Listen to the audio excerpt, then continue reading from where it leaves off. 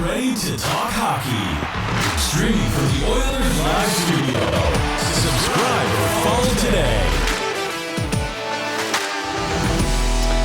Hey everybody, it's Michael here from Oilers Live podcast, and I've got Mr. Mike Dursa with me for Mega Thread Monday. I still got to get that intro done for you, so we have a fancy intro. Everybody's got an intro except you, Mike, and you've been my longest term guest.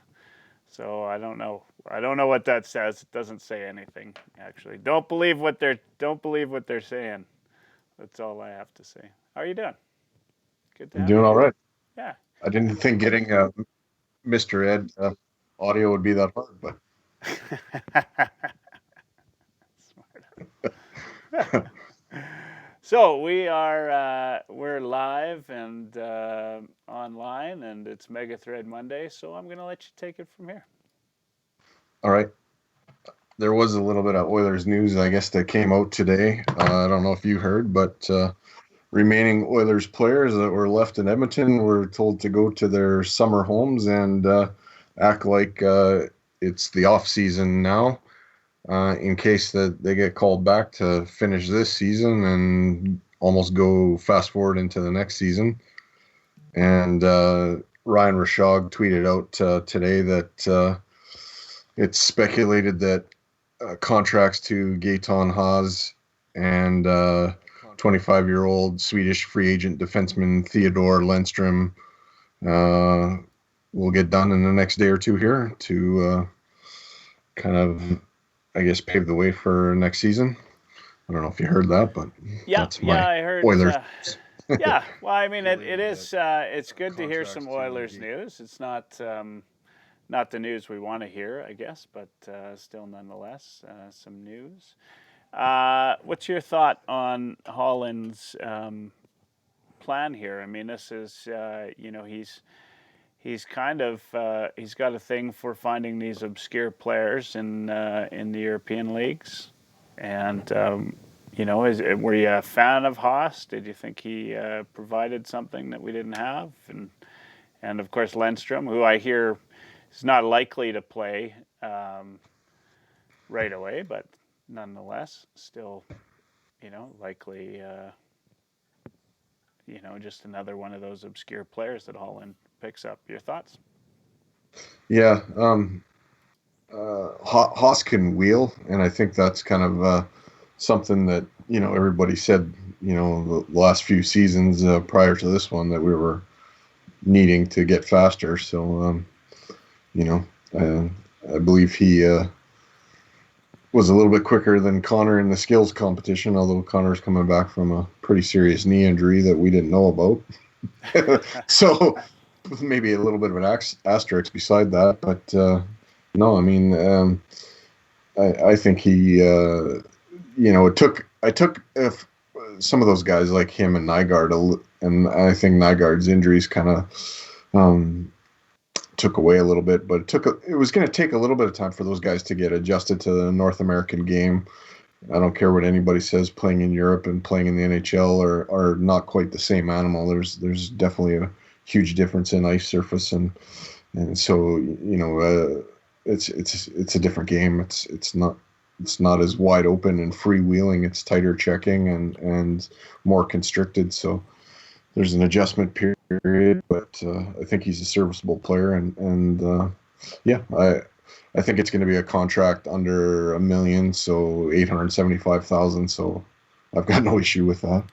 Yeah, and I think that's what Holland's trying to accomplish, right? Is he's saying, look, I'm going to put a team together, and we've had some cap issues, right? And let's find some players that are, to your, quote your words there, serviceable players that can do something when they're out on the ice. They might not be, if you had the money, it might not be the player you actually pick up, but for this team with a couple of superstars on there, you just need some guys that can skate, and Haas is definitely one of those players. So, no, I like it. I think, I like what you said about him. I mean, he's, he brings something, and Holland has a good track record in bringing these players into the league.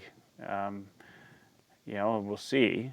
I wouldn't expect this to be Red Wings 2.0 or anything, and I hope not. I'd like it to be, just the Oilers, right, and how they come through, and of course, to have two players like Leon and Connor, it's not going to be the same team whatsoever.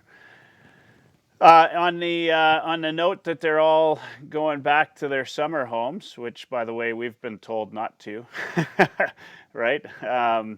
What's your thought on that? I don't mean cabins. Yeah. No, I know. What's your thought on that? Is that you think that signifies that we're looking at best a July start for any type of compacted playoff schedule? You know what? In a sense, I think it signifies that they haven't thrown in the towel on the 2019-2020 season. So in that respect, I guess there's still sort of a lingering hope that they're going to play this. But to me, it also says that we're watching hockey. July, August, September. And then, I don't know, your off season might be 10 days, 2 weeks, and you're right back at it for next year. So it's interesting. Yeah, I still have some concern, right? Like if they go through this compacted playoffs, is that we're going to have like more injuries or something, right? Like, the players need the off season to recover quite typically from injuries and all of that sustained during the year. If we go from a playoff straight into a regular season or with a short carryover, I'd be worried about some of my some of our superstars being hurt. There's legitimacy to that for sure. The part I think that's concerning is the initial startup. I mean, I've been listening to Stauffer a little bit, and he's saying like over in Sweden, guys are allowed to skate and stuff. So I'd be curious, like, has he talked to Adam Larson or Clefbaum and seen if those guys are on the ice right now and where they're at? But I don't think.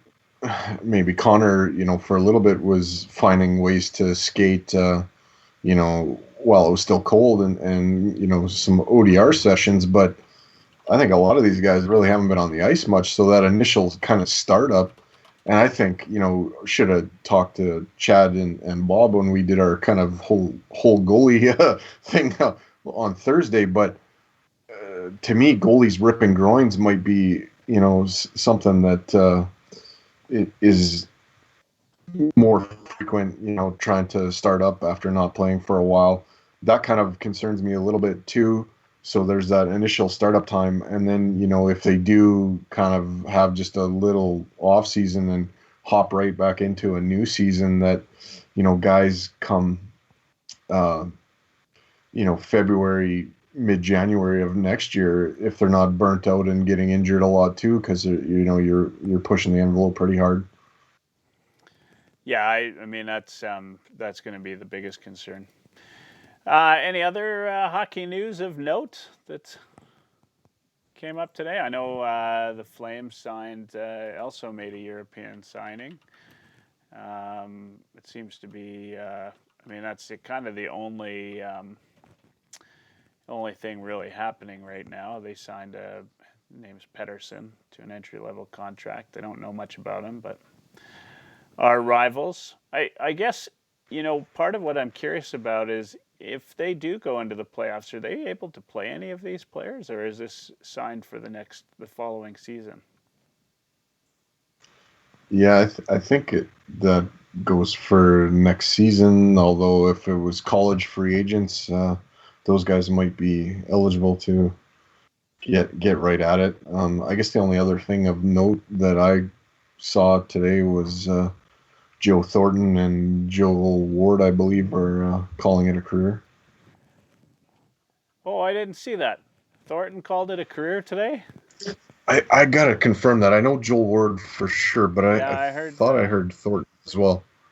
I heard Ward, but if you no, I'm sure Thornton is not yet. Maybe there's a rumor going around, but I would think that that's probably the biggest news that we'd have hockey related wise if he had.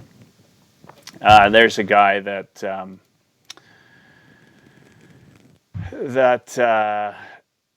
you know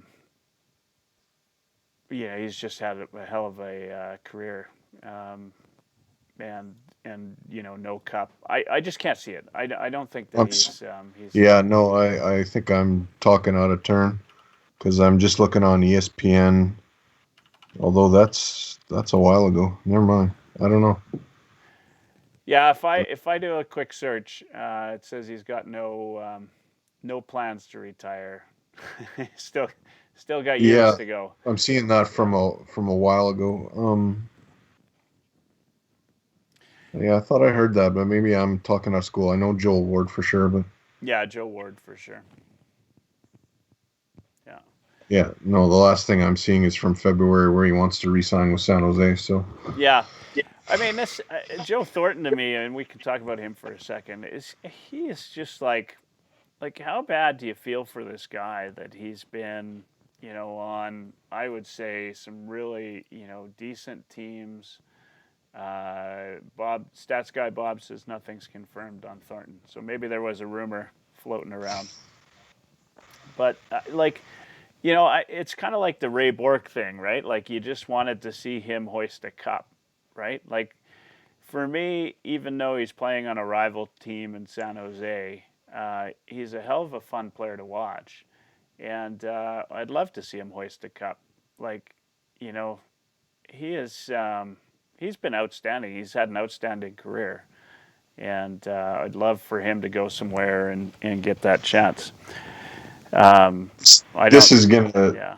um, put you on the spot, but when Boston traded him, who did they get for him? Oh, geez. That's a good question. Um, Bob, the stats guy, where are you? yeah, he's there. He is there. He was so it was in 2005. Doesn't take long to look this one up. Marco Sturm, Wayne Primo, and Brad Stewart. Brad Stewart was a pretty damn good defenseman, and Oh, yeah. yeah, and so Marco Sturm, of course, played a while. Wayne Primo. Yeah, I remember. I remember that trade and how big it was, and I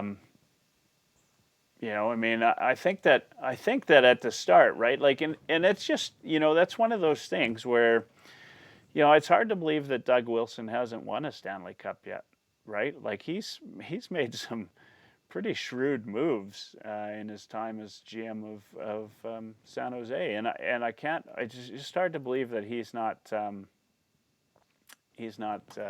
made it all the way yet, and some of that maybe it comes down to coaching, maybe it comes down to what, but McClellan just couldn't seem to get it done there, and they've certainly they've come damn close, right? But we've got a few folks in that Mr. Jeff Aid is listening tonight. Thanks for tuning in. Jacqueline's on listening in on Facebook right now, and we've got lots of people. Have to tease Jeff that Ronda Rousey snowed him with her wrestling heel turns that she did. I watched the special on her, and everybody was mad at her and thinking like she was a travesty to the WWE and all that, and it was all part of her plan. She's actually pretty good at what she does. So Jeff will know what I'm talking about. I'm yeah, not sure I'm you will. sure he will. I'm not a wrestling fan, and I didn't actually when I started the podcast. Yeah, it's over 3 years now.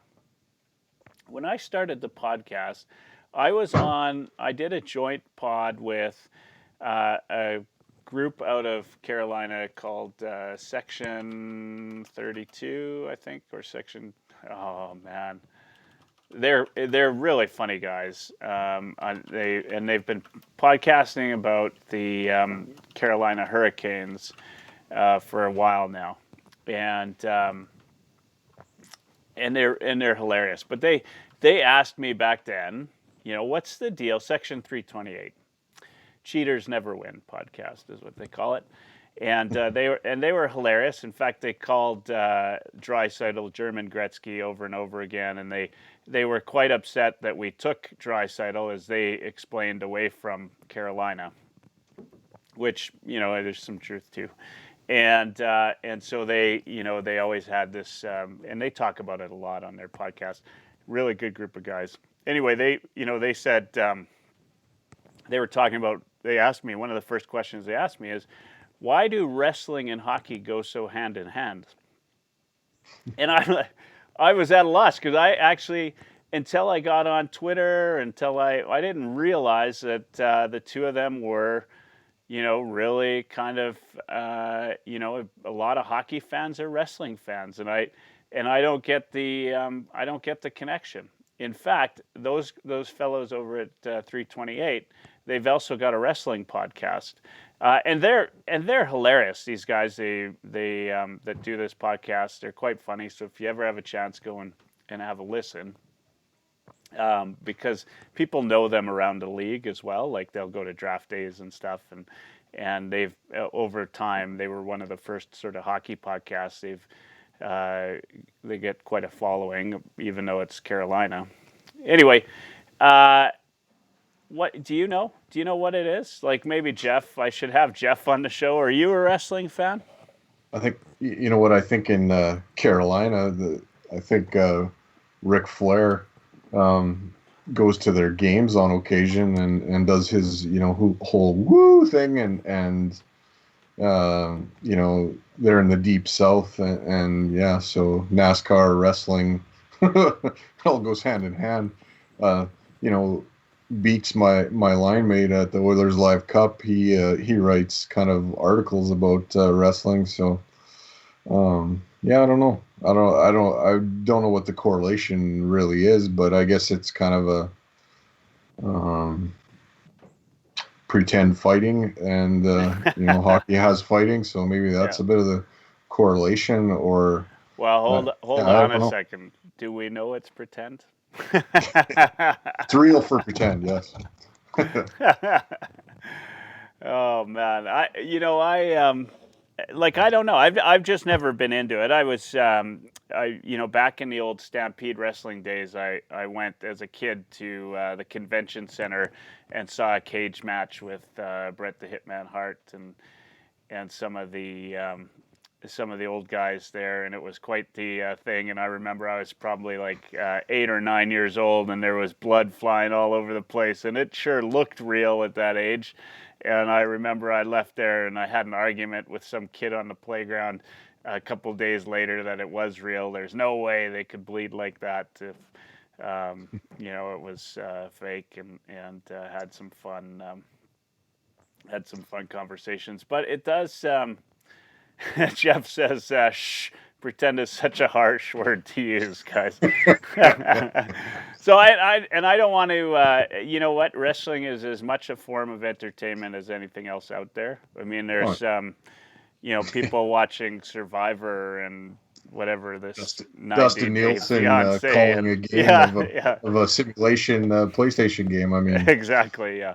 Yeah. So no, wrestling's great entertainment, and obviously, I haven't seen any of the documentaries on it, but it sure has a hell of a history going for it.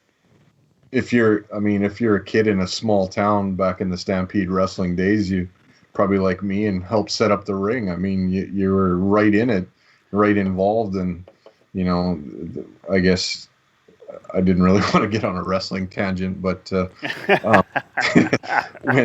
when Mick Foley was wrestling, overseas in Japan and that, a lot of the stunts were real. I mean, it really did happen to him. The guy put his face in the nails, and and all that kind of stuff, and getting lit on fire and and everything. It was kind of shock and awe just to bring people out and entertain them. And WWE is definitely not the same as what he went through, but on occasion accidents happen, and you're trying to entertain people and you make a mistake, and people do bleed, they do get hurt. So things do happen.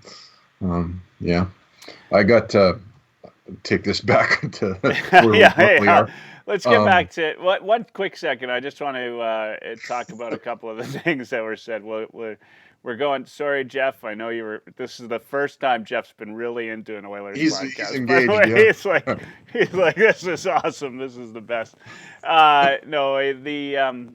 So let's go back to some of the comments out there that are out there. And Bob Stats Guy says, fun fact: Thornton has 1,055 points since the trade. The other three guys had 460 combined points, which is huge. And there's no denying that Thornton is a class athlete and hockey player. EDM Rob with 2 B's, Edmonton Rob, says, have you guys heard about the European guys having ice and are skating? And you briefly brought that up, but I follow a lot on a couple of Instagram accounts. I follow a lot of European hockey and drills coaches, that sort of thing, and they are definitely skating there. I've seen Russian and European players out on the ice, and of course, if you know, in Sweden, they're still doing their soccer practices and all of that, so I find it hard to believe that they wouldn't be out there playing hockey. So there's some benefit there. And then Edmonton Rob, back to the wrestling thing, says Cuban assassin and rest in peace Ed Whalen. So, and that's it for the wrestling stuff. All right, you were going to. Jeff says thanks for the brief wrestling chat. Got to head back to work. Keep up the good work, guys. Peace out. You were gonna say something about say something and move the conversation to a more of a hockey tilt. Yeah, I guess I got a little stuff I want to go through with you and quiz you, but I guess on the Joe Thornton front, did you notice like when he was with Boston, and it wasn't very long, I think he got traded like his second season or whatever there, and Bob will correct me if I'm wrong, but it wasn't very long. I know that. He kind of switched from being like a prototypical power forward to more of a straight playmaker. Did you notice that kind of transition for him? Because he was a beast in Boston, and if you messed with him, he would drop the gloves. I mean, he would still fight in San Jose, but it wasn't like a regular thing for him. Yeah, he just kind of transitioned into more of a, I wouldn't say really gentlemanly player, but more of just an out-and-out playmaker from kind of a bruising power forward. Yeah, I mean, I'd be lying if I said I remember exactly how his game changed. But he certainly, he played a different system, right, when he went to San Jose. And then, of course, I mean, playing in Boston versus playing in, the Western Conference are two very different styles of play, right? Like the Eastern Conference in that area. I mean, that's fairly, like, you have to be, look at even Lucic, right? Like, you've got to be a power forward. You've got to have that grit to you. And I'm not saying the Western Conference you don't need that, but it's definitely a different game. It's not as different as, say, maybe American League and National League in baseball, but it's certainly the styles are a little bit different, and I don't know why. I mean, it just sort of grows up that way. There's probably other leagues that experience the same thing that I don't know about. Like I said, in baseball, that it's a different game, I think, between the National and the American League when I watch that. Basketball, and you'd probably know better than me if they have something similar, like a West Coast and an East Coast style of game. Yeah, for sure. Yeah, Um, that's the I only got thing I would say. I don't remember it that well. I mean, but other than he's always been a great player. I got one more question on Thornton, and this wasn't planned either. But in your eyes, Hall of Famer? I, I would have to like I would say that he is without a doubt, right? Like he's got the points for it. There's no doubt. Um, he's his longevity in the league, just everything about him, what he's meant to that team, right? Like, and of course, what he's meant to Canadians, right? And I just I think that I think the only thing that he's missing is the Stanley Cup, right? And to me, I don't think you could take the Hall of Fame away from him. For that, he's lived up to everything you expected of Joe Thornton, and he's still doing it, right? Like he's still 100% a great player. Like if he does retire sometime soon, it'll be a loss for the league. Like he is, I love watching him pass. I love the strength of his game. I just, in since he started in the league, right? Like, the game has changed drastically, right? Like if you go back and you watch, as we've been watching those classics games, right? Like how the game is played, and he has, you talk about whether a player has changed the way he's played. Like you can't not change your game to the way the game is, and he has. I think when you've played as many years as he's played, and I think it's, and Bob, correct me if I'm right or wrong, it's probably about 26 years. I think it was early 90s, if I'm not mistaken. Or no, oh geez, I'm way off. 97. So he's played 23 years. In my mind, that's kind of like 3 generations of hockey, right? And to be able to still be as good as he is night in, night out, there's no doubt. In fact, Bob said first team All Star, 3-time second team All Star, Hart and Art Ross, 22-year career so far. Yeah. There's just, there's just no doubt in my mind. Yeah. Your thoughts? What do you think? Yeah, I think he's in that kind of Jerome McGinley kind of company, right?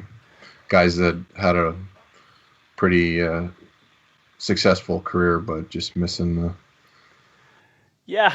champagne drinking out of the cup.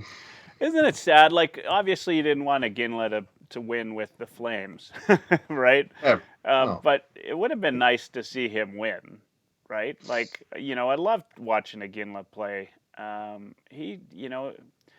I mean, those guys, any of those guys, you're just rooting for them to win. Even, like, it doesn't even matter what, as a hockey fan, right? Like, there was a time when I wanted Matt Sundin to win something, right? Because I liked him as a player, right? Even though he was a Leaf. I mean, you still just, You know what? I never felt that with Matt Sundin or the Sedin twins. Oh, really? I just, yeah, no, I never really gravitated towards them. I think, I don't know, maybe it's the really Canadian in me that I gravitate towards players that, can do what they did, but also bring a physical tone to the game. And I mean, the Sedins were strong in their own right, more so fending people off than inflicting anything.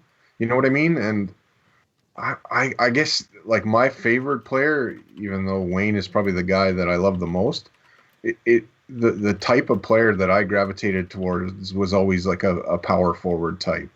Somebody like again that could score and body check and fend for himself and his teammates if he needed. Cam Neely, those kind of players, even Lucic, Yeah. Earlier.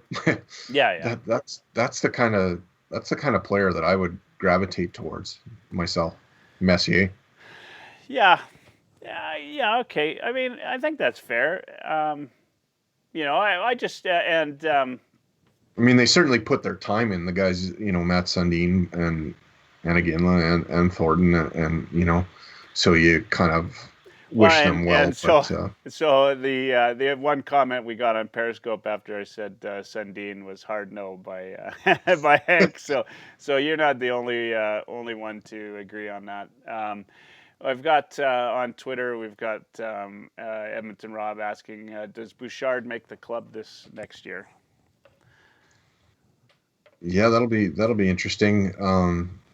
I think if that's going to happen, then somebody's on the way out before he gets to training camp. Yeah, I'd have to agree with you. I mean, it is Ethan Bear is sort of throwing a wrench in Bouchard's progression with the team, right? Like in terms of where he slots in, because Ethan Bear is like Ethan Bear threw a wrench into everybody's. Yeah. And so he's nobody.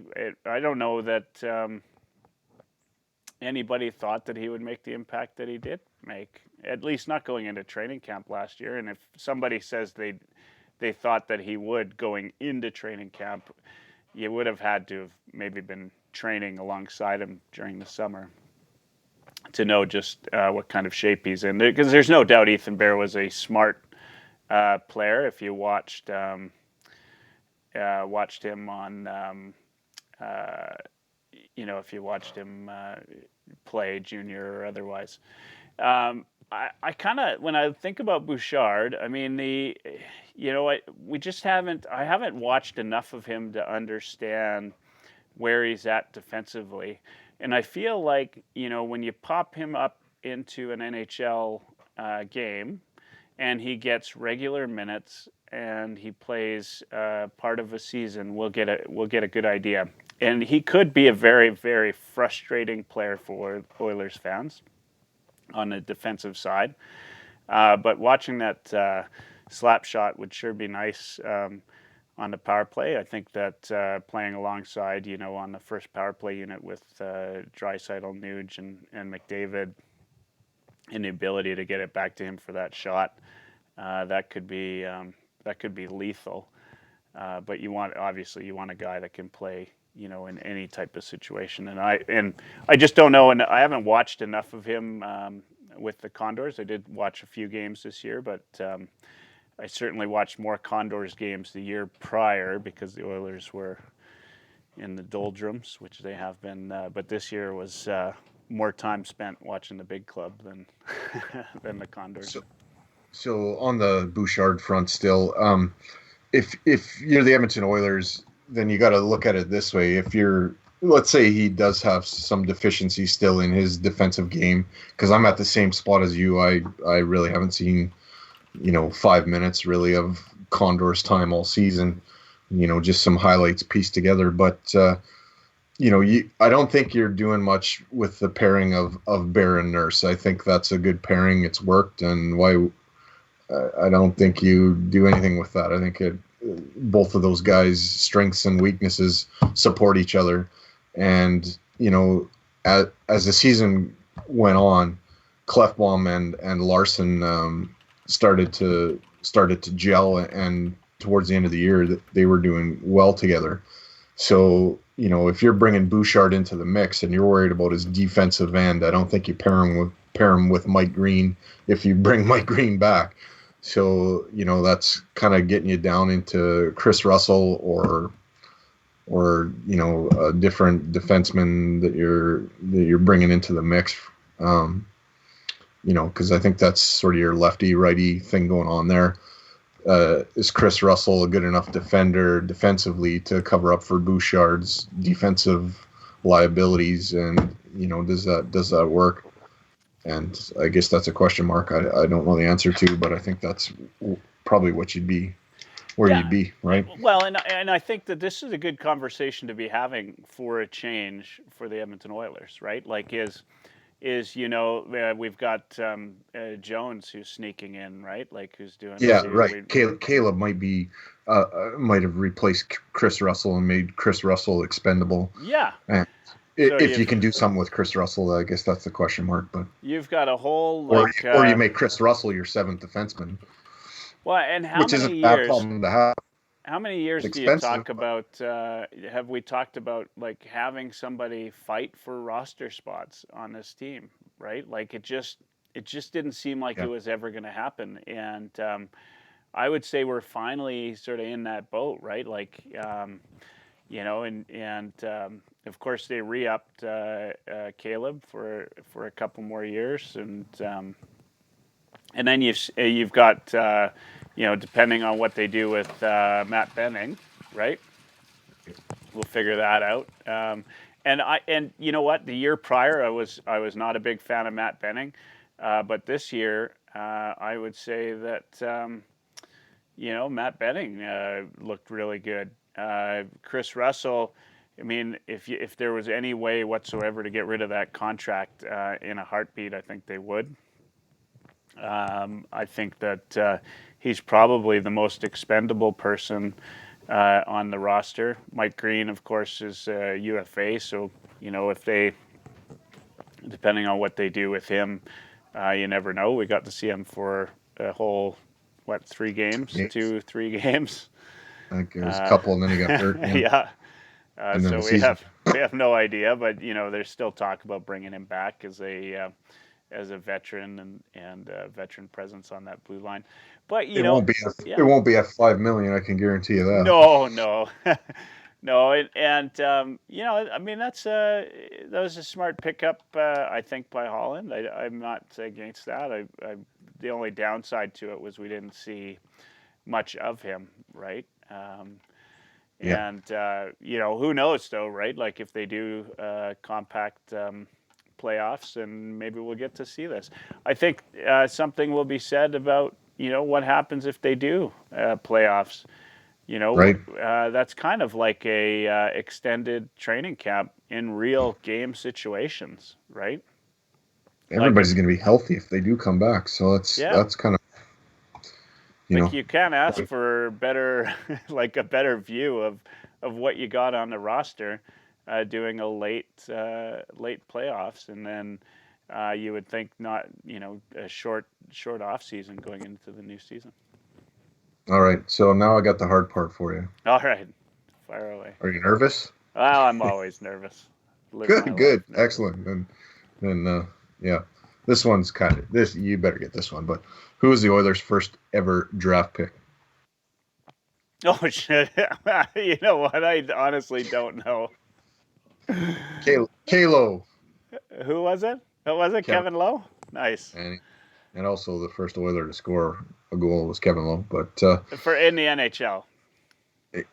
Yeah. Yeah. So this one's harder. So in 2004, what Oiler anniversary was it? By the way, Hank had Lowe on there. Low, too slow. 2004, what anniversary was it? Yeah. Wow. Jeez, I don't know. Like, it's a type of metal.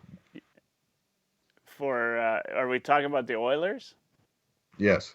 The type of metal. Damn it, I don't know. You know what? I suck at trivia. I'm really good when I'm in front of the internet and Googling stuff. But so 2004. Let me think about this.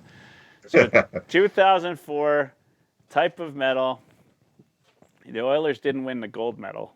But I don't know. I give in.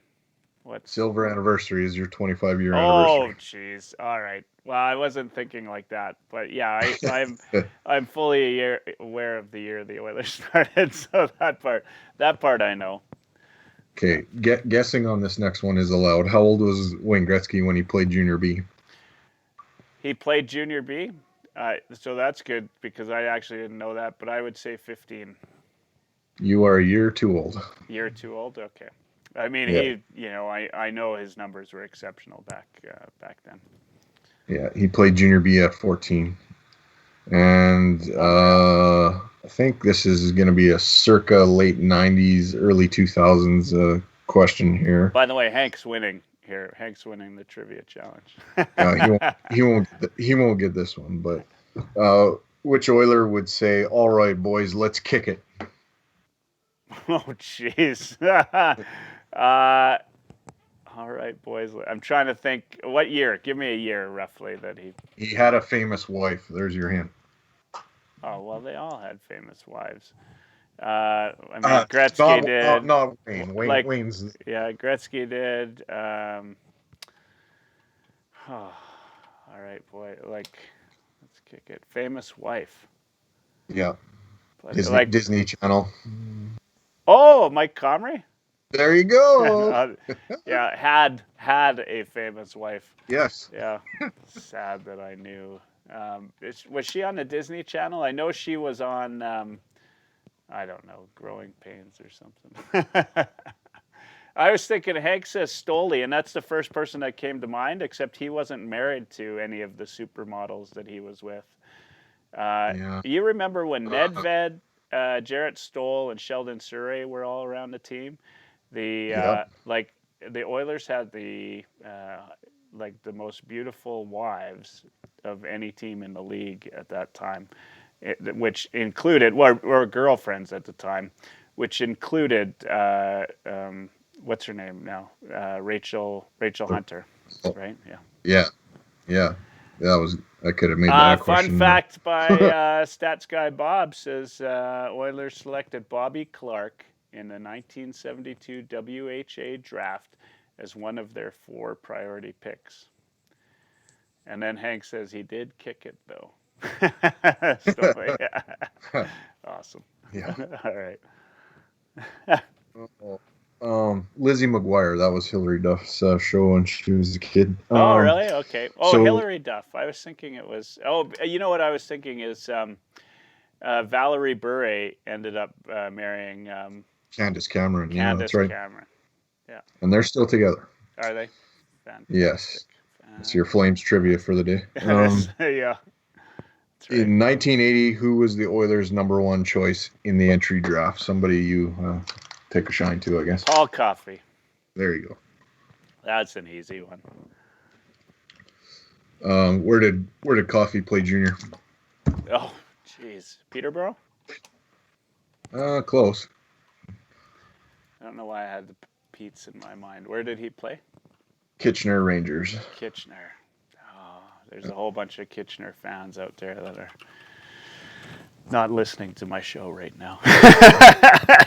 You thought that I was going to say they're mad at me, but yeah, you were sure I was going to say mad at me, but the reality is there's a lot of Kitchener Rangers fans that have no freaking idea who I am. Who was the Oilers coach in 2000, 2001? 2001. Ron Lowe? Mac T. Oh, Mac T. Damn it. Was that close? What years was Ron Lowe? He would have been just before then, I think. Coach. Because I think he was the coach in that 97 series that was on, I guess, again today. I didn't see it, but... Oh, yeah? Yeah. All right. Well, Stats Guy Bob, I'm looking for it, but let's... Hank said Ronnie as well. Look at that, see? Great minds think alike here. All there right, we go. Let's see. Coaching record. Oh, man. 98-99 is when he finished. 2000-2001, he was in for the Rangers. All right, ask me another one. I got it. These are fun, yeah. Which Edmonton Oiler has played the most games as an Edmonton Oiler? Ryan Smith? Kevin Lowe. Oh, Kevin Lowe. Bastard. Are you a Kevin Lowe fan? I don't, I don't hate the guy. I'm kind of, I guess, I wouldn't say I'm indifferent to him. I guess probably lukewarm. Like, I kind of respect the fact that he's dedicated a major portion of his life to the Edmonton Oilers, brand and organization. So I don't hate him.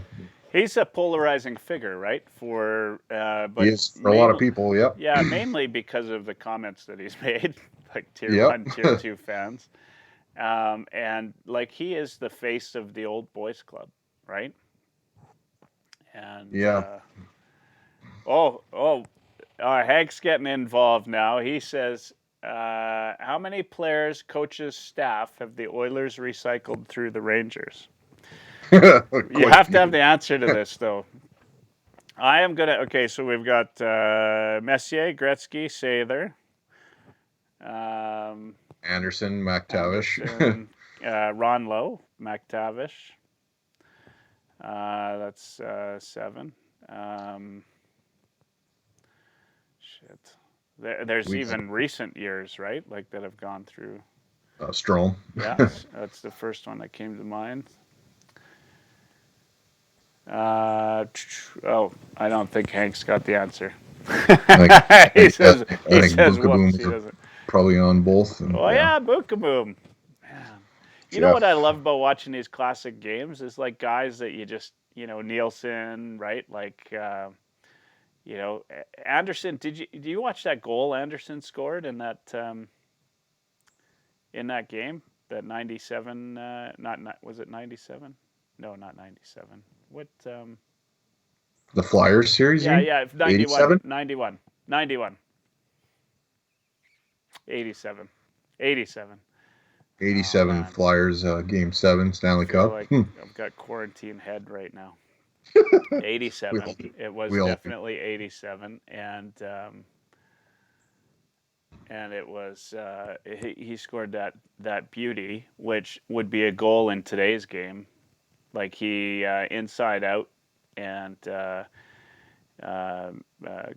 blocker side beauty goal, and then he almost scored again. He was Anderson's one of those guys. I know he's in the Hall of Fame. Like he's good, but sometimes I forget just how good he was until I watch some of those old games, right? Like he was outstanding. He was a real goal scorer, and he did it. Like I really liked Glenn Anderson. Yeah, good player. So okay, sorry. Now where were we at? All right, Oilers' first pick in 1994, my grad year. 94. Excellent player, just tremendous. Ryan Smith. Jason Bond Sr. Oh, Jason Bond Sr.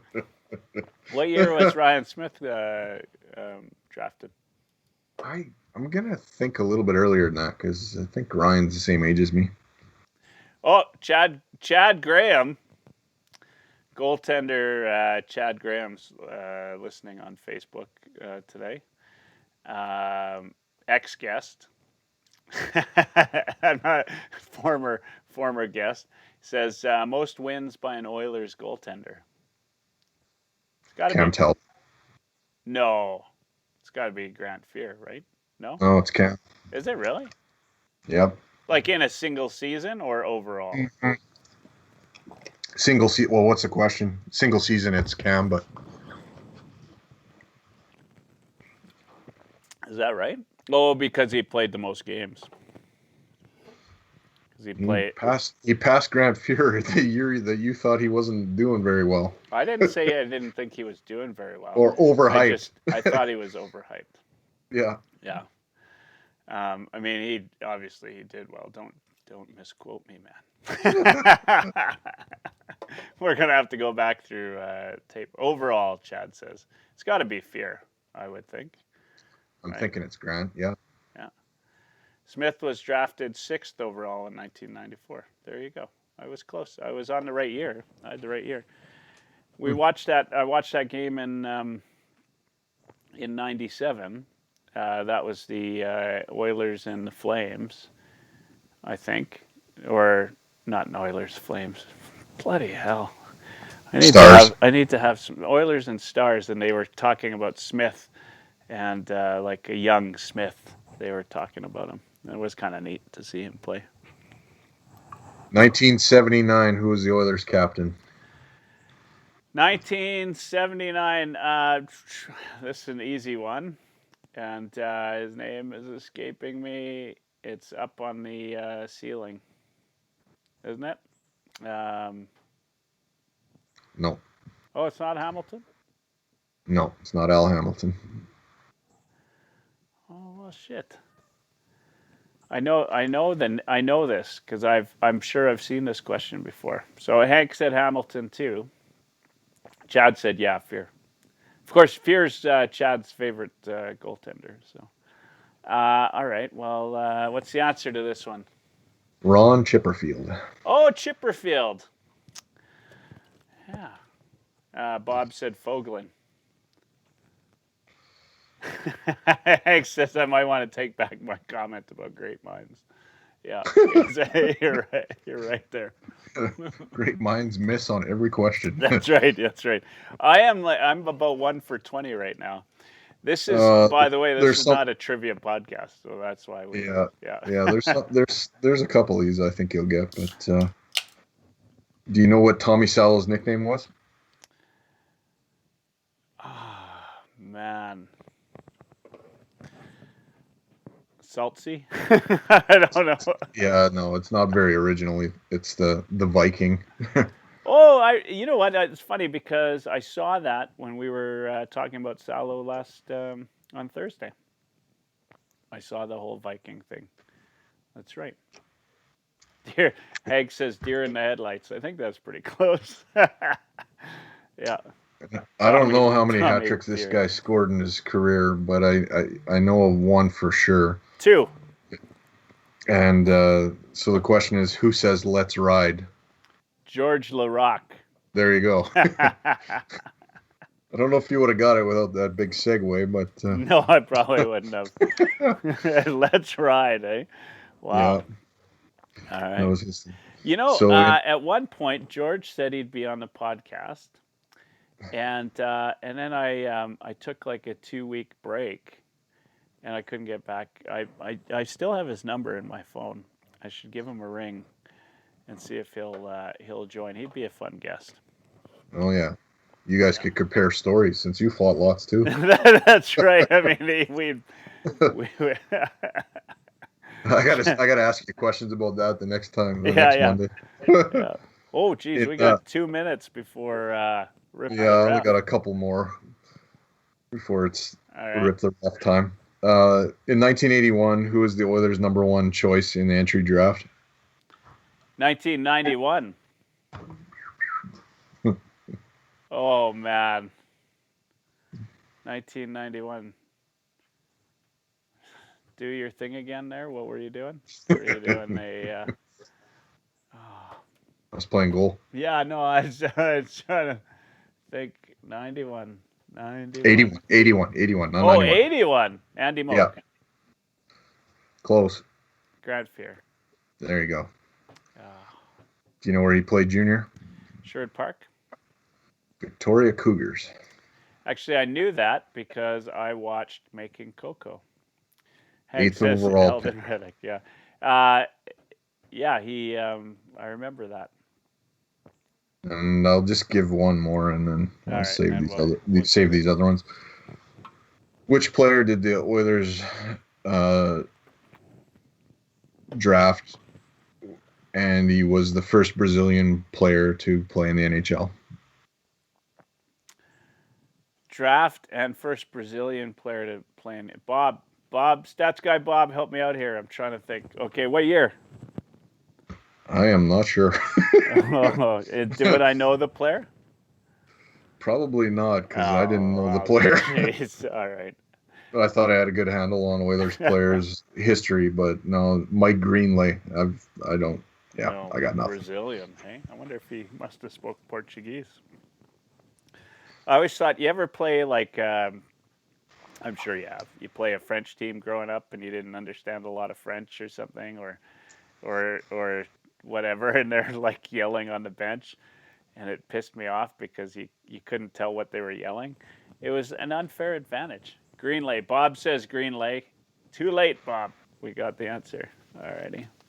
Of course, There is a delay on Periscope, so he might have had it right away. Yeah. All right, folks. Actually, you know what, Mike? I got one Oh, more, and one then I'm more. done anyway. All right. Who was the Oilers' first pick in '95? 1995. 6 overall.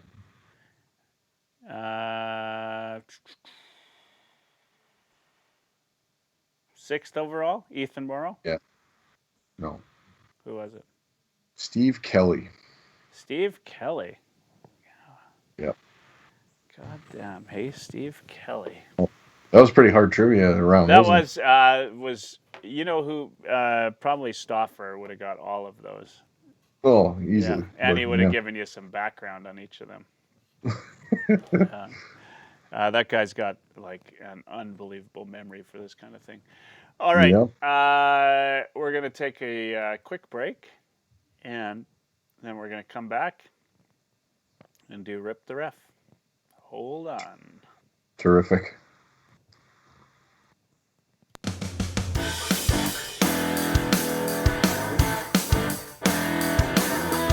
Oilers Live Podcast.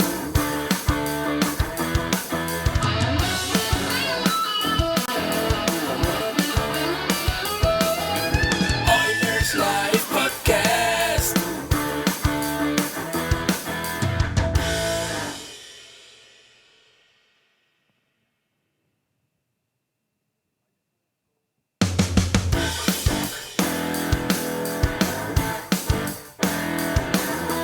Oilers Live Podcast.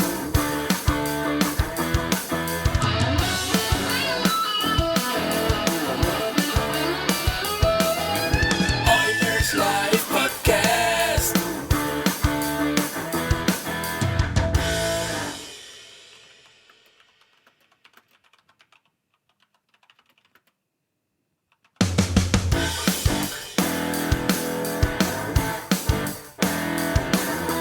Oilers Live Podcast.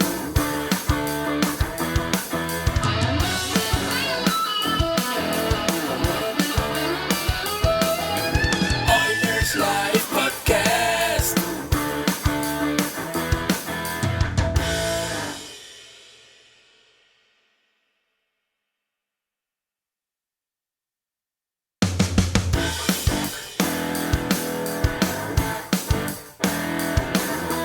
Oilers Live Podcast.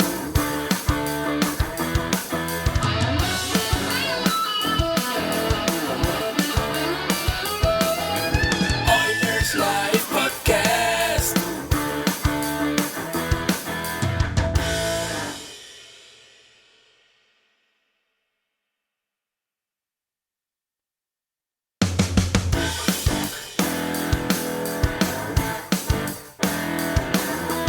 Oilers Live Podcast.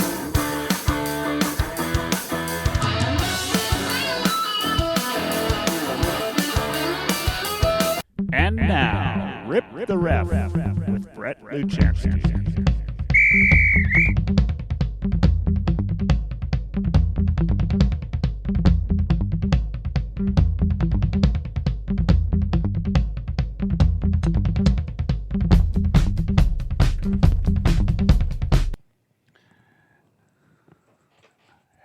All right, we're live, guys. We're live. We're live. It's a good thing I didn't catch you with the hot mic while we were while you were saying something bad there, Mike. But we're back. Brett, unbeknownst to you, we had the big Rip the Ref intro just while you were sitting there having a drink. Welcome back to one of the Nation beer.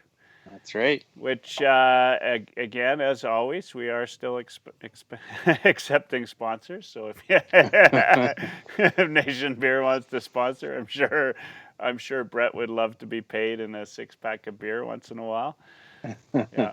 So you know what? I haven't had a drink in a number of years, Brett. But is that any good? I mean, back when I was a drinker, I was a Stella or a Heineken guy. What kind of beer is that? They didn't have Nation beer. Yeah, no, I think it's good. It's made by some guys called Dog Island Brewing, I think, in Slave Lake. Nice. And it says light beer, no preservatives, and yeah, it's very tasty. And not very like filling. I don't know if filling's the right word, but you can drink a few if you want, is what I'm trying to say.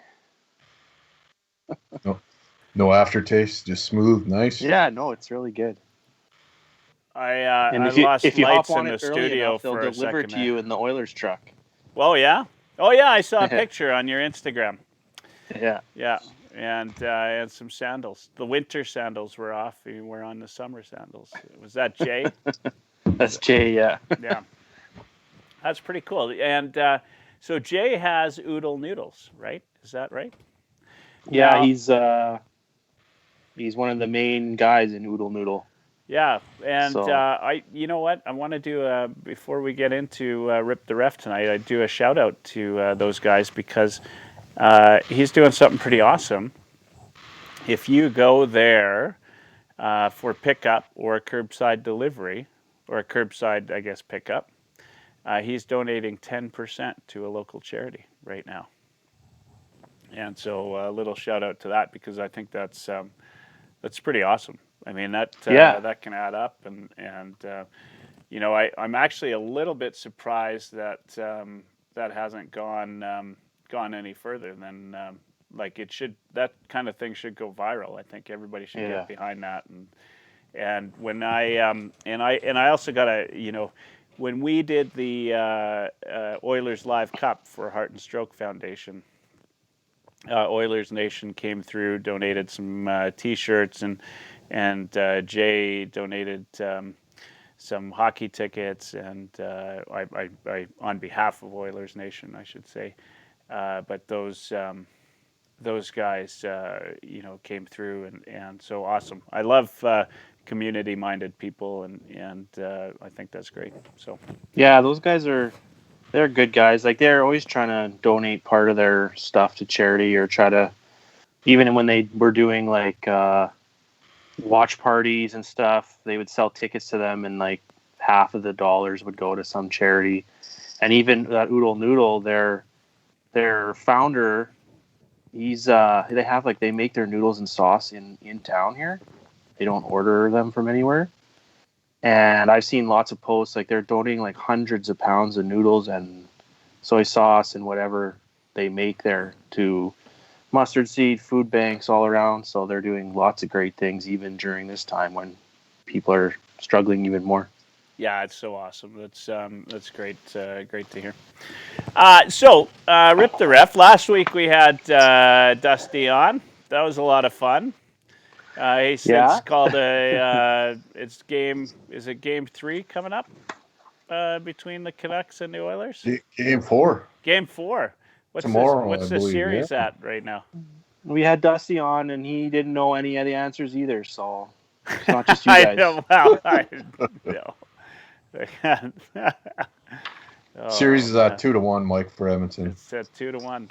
Yeah, there was a big match penalty for kicking last game, Yeah, Mike, I saw and the replay. he handed down a virtual suspension. Yeah.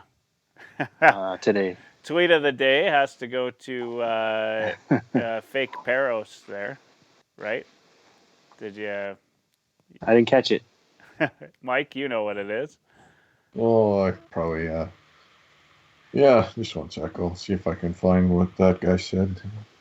So I saw that they reached out and had Kerry Fraser throw down the rule and the suspension, but yeah, well, somebody said like, I guess to Peros. Somebody said to Peros, "Hey, is Kerry Fraser stepping on fake safety Peros? There is Kerry Fraser stepping on your territory." And what did Peros say? Kerry can rule for real on a pretend game. I rule for pretend on real games. So again. Just hold on before we get into Rip the Ref. Edmonton Rob, I missed this tweet. He said, "Guess who got picked right after Steve Kelly in the draft?" What year was that again, Mike? 95, I believe. Yeah, 95. So the Oilers picked Steve Kelly in 1995. Were you even born then? Brett? Yeah, you were I was more- 7. You were No, 7. 8. 8. Hey, you're a ref. You don't need to know how to count. So Steve Kelly, they And that picked him. concludes the chirping of the ref tonight. That's right. That's right.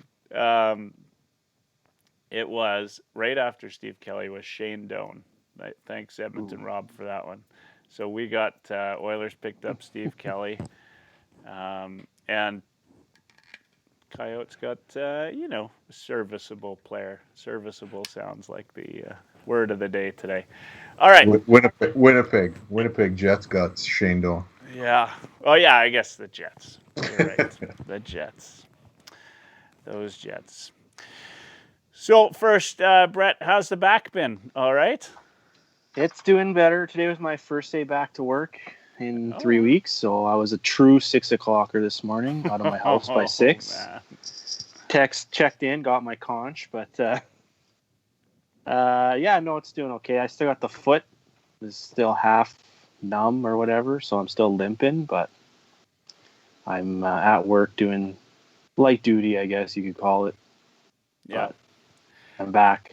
Well, you don't have to worry about your back when you're on this podcast because we carry you every time. So it's all, Speak for yourself. it's all good. I'm like both the carry this baby, right? Take it home. Taking it home. All right. What do we want to start with today? A little SRD. I saw, by the way, Mike, I don't know if you saw this, but the NHL thinks they can get a little handle of Rip the Ref, and they got Wes McCauley and PK Subban doing a little podcast together. Not at all comparable to media darling Brett Luchansky. And so, I'm sure that probably won't. Damn, I see it's got 73,000 views already. Well, we're almost there. We are almost there. We'll probably crack 100 before the end of the night. Well, I saw that. Yeah, I saw they're asking trivia questions, but he's asking how many minutes are a penalty. That was the question he asked. Was it really? Nice. Yeah. Softballs, Even I could hit them. Super softballs. Yeah. Chad, goalie Chad, by the way, says ref needs some of his accident insurance. Call him. All right. So, all right, we got, let's, what do we got here? What do you want to start with today? Who, me? Yeah. Well, I got some leftover questions. They're kind of Dusty themed still, but we can still use them. All right. So we went over checking from behind last time. Yep. But this I got. This is my first one. Rule 3.3 sticks. I wrote, Dusty and Mike are both giants, which I did see a picture of you on Twitter, Mike. Yeah. You walking with your daughter. Yeah. I couldn't believe how tall you were. Yeah, 6'5". You said you were tall, but geez. Okay, so do you know the penalty? Like, what do you get for having an illegal stick? I think it's just I think it's unsportsmanlike. That's my thought, and it's 2 minutes. But Mike, Mr. Dursa, 2-minute minor for illegal equipment. That's right. 2-minute minor is what it is, and it does go on the game sheet as illegal equipment. Oh, bloody hell! Damn it! So, look and at, now look at, this he's one's sitting been on there all TV. smug, by the way, Brett. I don't like this. Move on. Next question. Look at him. He acts like he's got one right before. He's just sitting there like, it's old school for me. He's probably been reading the rule book here. Damn you, illegal equipment. This one, we saw it on the game there on Sportsnet. So now you know the penalty. You saw, what was it? Marty McSorley got a penalty in that Leafs Kings game, was it? No, Habs. Okay. Habs Kings. Habs Kings. They measured his curve back when you had to have curve measurements. Yeah. And I've never had to measure a stick in 20 years. I do have a measuring tape in my bag, though, just in case. Jeez, I don't even know what would make a stick illegal. But Well, we'll have it's to go through that. length. There's like some lengths and stuff, but Yeah. and like length of the blade, but curve's not a thing anymore. So, do you know the penalty for if you're requested to measure your stick and before we can, like, you refuse to give it, or you break your stick before it can be measured? You get a 2-minute minor anyway. Yeah, and a game misconduct. Close. Would be what 2 minutes and a 10. And a 10. So you're not going to save anything by trying to hide it or break it. You might as well hand it over. And then bonus question, do you know the max length of your stick can be from heel to toe or heel to top? And Mike, you might have a exemption in your rec league because you're so tall, but shorter than Chara's stick by a little bit. Like Chara. Really, there is a max length. I had no idea. Yeah. Like I always have an extension on my stick. That's interesting. I didn't realize there was. And Chara gets an exemption, right? His is longer than what it's allowed to be. That's all I know. I don't know what the actual length is, but he has exemption because he's actually legitimately that tall that he could actually use one. It's 1.6 meters or 63 inches. So people who are listening that play against Mike in Calgary, that's right. You pull that out next time. You need a power play, maybe get that measured. I'll have to talk to the league and make sure I can get an exemption. Get that in writing on an email. How many inches was that again, Brett? Brett, how many inches was that again? 63. What is a typical size of a stick off the shelf? They're not always they're not always the same length, but there's typically one. I wouldn't know. I'd have to. Yeah, I wouldn't know that. They're probably right around there. Yeah, because I don't know. You guys buy more sticks than I ever have. Do you have to cut them down for yourself? No. I have never. I haven't cut a stick down. No, you've never, Mike. I don't know how long. I mean, most sticks that you buy come to my nose, and I'm 6 feet, 6'1", so. And then you add skates, so yeah. Yeah, so it's right around that max that it can be anyway. But like I said, I've never been asked to measure a stick, even curves. And like when the curves were a thing, like I didn't have one of those curve measuring things. Like you're doing like minor hockey, like I think we had like I don't know if they would accept it, but we had like a dime or something underneath it. I was gonna say a dime or a nickel, and you put the stick flat on the ground, and if the dime fits under, then it's too much or whatever. But yeah, I thought it was a quarter, but yeah, it could have been whichever one, but never actually been asked to measure. I've never been asked to measure like anything, goalie pads, nothing. Not in rec, I would imagine. Not even in even in my other hockey? days, no. Yeah. And like I keep my measuring tape in my bag because if I go back to get my measuring tape, then I can look in my book and see what the measurement's supposed to be. Because I don't know them off by heart. There's no way. Yeah, I mean, that was always, remember if you had a guy, and I don't know if you'd remember this, but I remember if there was a kid on the other team that seemed to have a wicked shot that just didn't seem believable. You always thought it's got to be an illegal stick, right? Like illegal curve. Yeah, illegal curve, and that just doesn't happen anymore, right? Like there's not even a rule against it.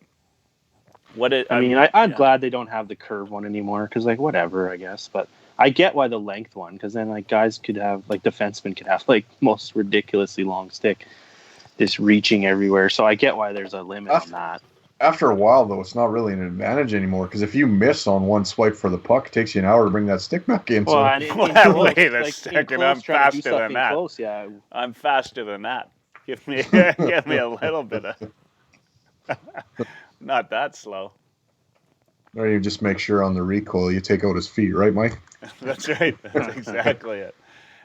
If Bob the goalie is listening, you are the ultimate stats guy if you can get what an off-the-rack stick is, the length is. Longest Standard. length. Standard long length. There is one. I don't know what it is. But I'd be curious then because I typically will add I'll add 2.5 to 3 inches on onto that usually. Yeah, you should measure yours next, Mike, and see what you can add. Get right to the max. Bob, There's on it. oh, he's actually gonna measure. Is he measuring measure one? a stick? All right, let's go to next SRD. Okay, so I had this one written up with Dusty in it, but I'll put Mike because you're tall too. So this is Rule 7.3 interference. Situation 1.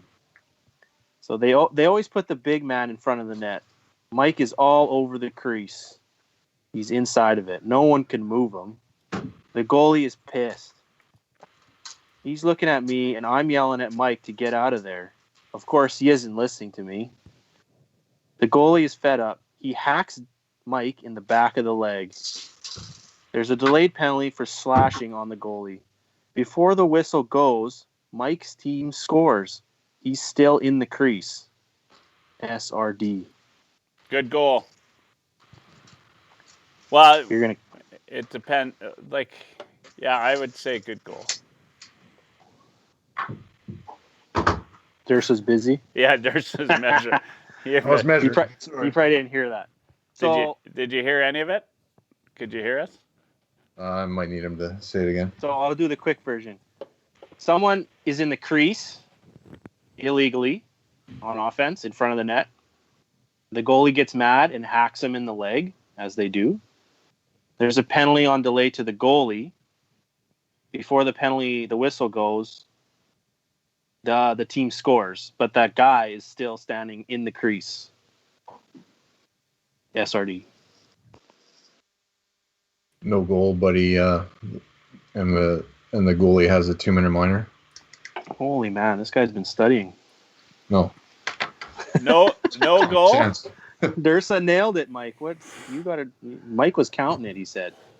Damn right, that should count. Well, he said right off the bat, Damn he was in refs. the crease illegally, so Damn refs. Yeah, So I you're know. in the crease, and you're still in the crease when the goal goes in. So it's not going to count, but the goalie is going to take his penalty. Read your rule book, ref. Come on. Now, I guess this will be easy. I'm to starting to answer. really feel this right now. Like this, my blood's boiling. That goal should count. Damn it.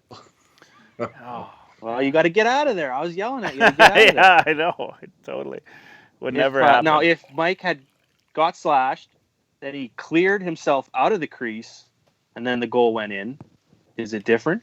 Yes, yeah. as long as the goal went in while I was out of the crease, Yes. So, yes, goal would count, and then the penalty would be washed. which I'm pretty sure if we were to go back to instant replay, the ref missed the fact that I had moved out of the crease before the goal was scored, which is why I'm yelling and getting upset at the ref.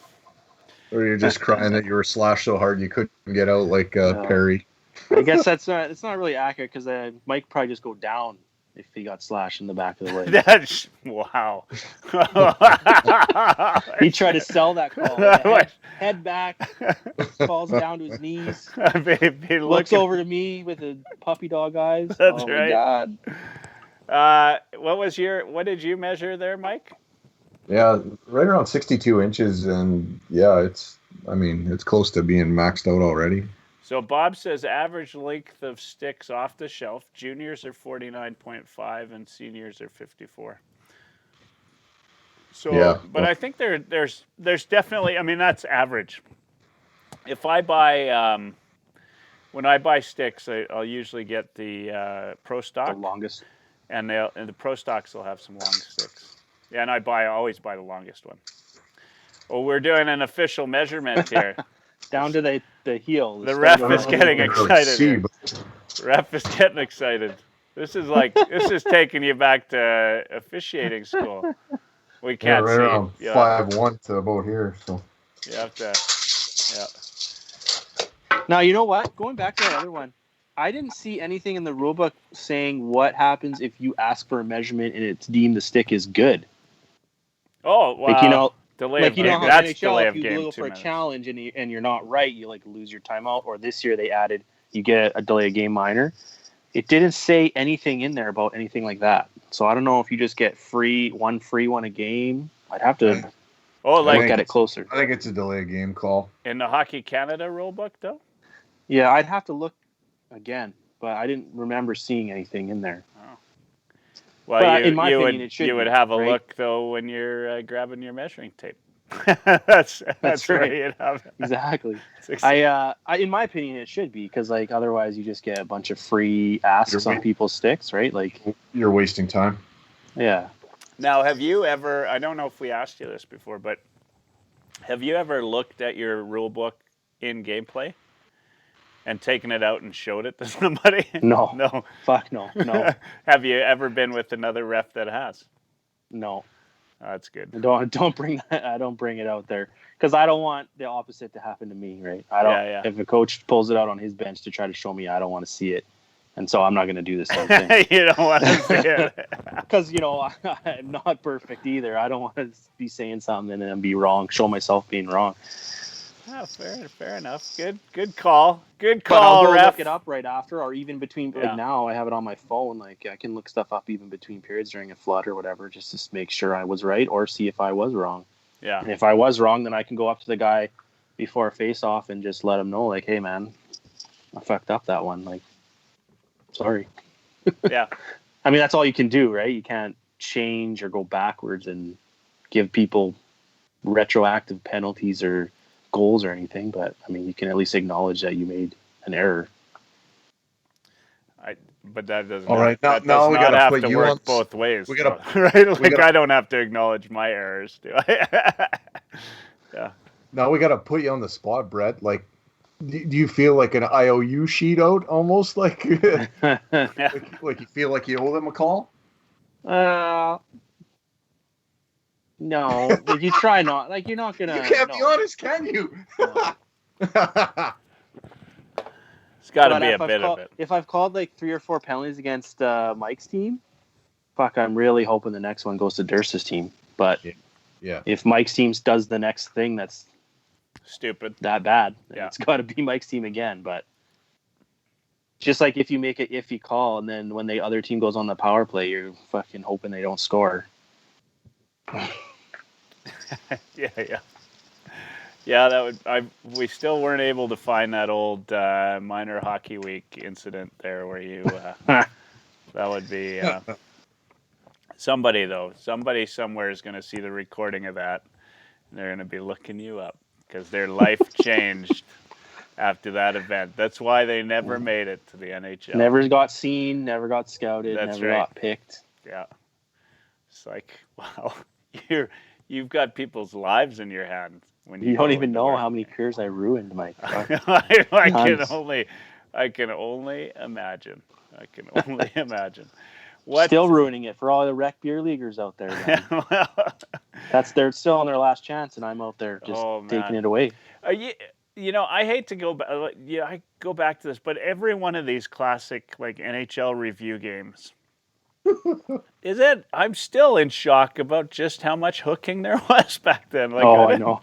Like I knew about it, but we watched the game. It's not like I thought it was a problem. But like a guy gets the puck, and the first thing, that's their first. And they actually didn't even, they weren't hooking at the arms. A lot of times they were hooking at the shoulders. If you watched, like, they were only like a couple inches from taking their heads off, right? It was awesome. It was awesome. Did you see that? I think it was 1991 Oilers Flames Game 7. I think it was Marco Sturm Stern from Calgary scores, and Jeff Bukaboom lays out Gary Roberts, lays him out. Nothing. Like after the goal, drops him. Roberts is down on the ice like he'd been shot. Nothing. Yeah, well, it was definitely a different time in the era, wasn't it? Totally. I'm looking at that. I'm like, really? Geez, we could have refed back then, Mike. Sure. Yeah. The only time you needed to call something was when somebody went down, right? Like and even then, if it was playoffs, you didn't call anything. You didn't even have to call that. You just had to make up like one call a period by the looks of it. Decide which one you're going to call for each team, even it out at the end of the game, and you're good. You did your job. Take your big paycheck and go home. In your time, Brett, because I think, reffing is, it pays half decent per game, right? I've looked at the rate sheet, right? Like you can, depending on what division, etc. Have the rates for refs gone up considerably over the last 20 years?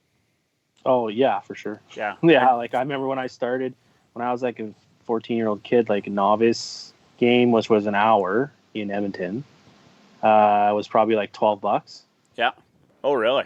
Wow. Or maybe 10. Yeah. 10 or $12 per kid, per ref. And I don't know what it's at now. I haven't been in that world for a while, but I think it was probably close to 20 now. Yeah. And Adam would be an hour and it'd be a little bit more. And then Pee Wee would be an hour and a half and it'd be a little bit more. And like at the height of mine, like I was working in a lot of leagues and mostly as a referee, they get more than linesmen. So like I was doing pretty well because I was reffing 5-6 nights a week too, in various leagues all over the city.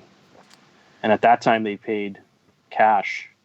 For a while they were paying check, but then they switched to cash, so we always had lots of cash. So you made enough money to get laser eye surgery, but you never got it done. I spent it on other stupid stuff. That's right. That's right. It's too bad. Mike's been studying his chirps here. He's good. Right. He's on fire. All right. Next, state the ref decision. What do we got? So this what do you one, got for us? This one was because Dusty and Gager have that podcast together. Oh, yeah. This is Rule 3.7, dangerous equipment. Can you wear goalie skates as a player? No. No. Technically, no, you cannot. Like in a real game with real rules, no, you can't. Yeah. A real game with real rules. So Oilers Live Cup, it's all right, but not. Yeah, I'd probably let it go there. Or we did a charity game and Gager was out wearing goalie skates playing. No one's gonna, you're not gonna make him get off. But in a game, you cannot wear goalie skates. Now here's the situation number 2. A player scored. And there's a caveat on this one because I don't know how the ref doesn't notice this beforehand. But a player scores a goal after the goal, but before the puck is dropped to start again, the other team points out that player was wearing goalie skates when he scored. SRD. So after the goal. So the guy with goalie skates on scored, and then the other team's like, hey, wait, that guy has goalie skates on. And your ref or none of your linesmen, nobody seemed to notice, I guess. Assuming the puck hasn't dropped. It hasn't yet. Then I would say no goal. That's my thought. Dursa? Oh, man, he's got that smug look. Yeah, no. Like you've been reading the rule book, haven't you? Yeah, no. That's it. Your time on this show is limited, by the way, if you've been reading the rule book. You're the quickest way to get cut. That's right. All right, what's your thought on this? No goal. You guys are both wrong. Oh. So it says the goal counts. The team and the other player are warned. Any other subsequent player with goalie skates will result in a penalty. A subsequent player with goalie skates. So, like there's more than one. They're all wearing goalie skates. It's like a team. This would goalies. apply to any time in the game. They forget the goal. Like in this case, for goalie skates, they're giving a warning first to the team, and then after that, you're getting a penalty. It's the same thing with when we had mandatory mouth guard rules. We had warnings first. Certain things, there was warnings issued before penalties. Yeah.